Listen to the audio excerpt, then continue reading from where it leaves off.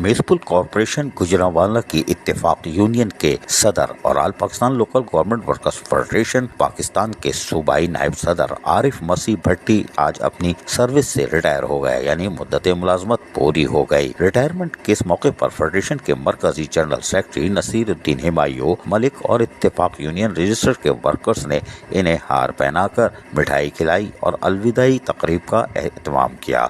ये सादी लेकिन इंतहाई अहम तकरीब थी, इसलिए कि अगर कोई भी मुलाजिम रिटायर होता है तो उसको इज्जत और एहतराम के साथ रुखसत करना चाहिए, क्योंकि उसने अपनी मुद्दत मुलाजमत में शहरियों की और अपने शहर की और अपने सूबे की खिदमत की होती है।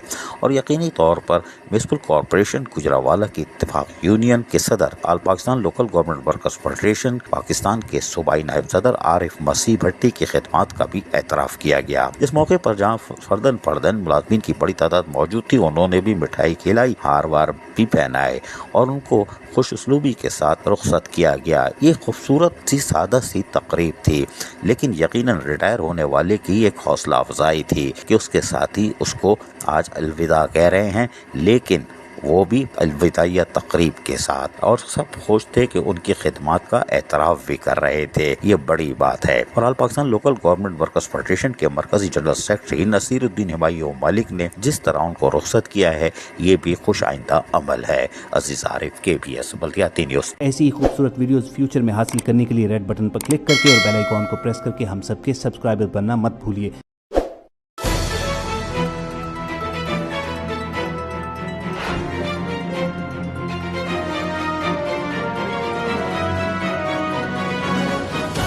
KBS बल्दियाती न्यूज़।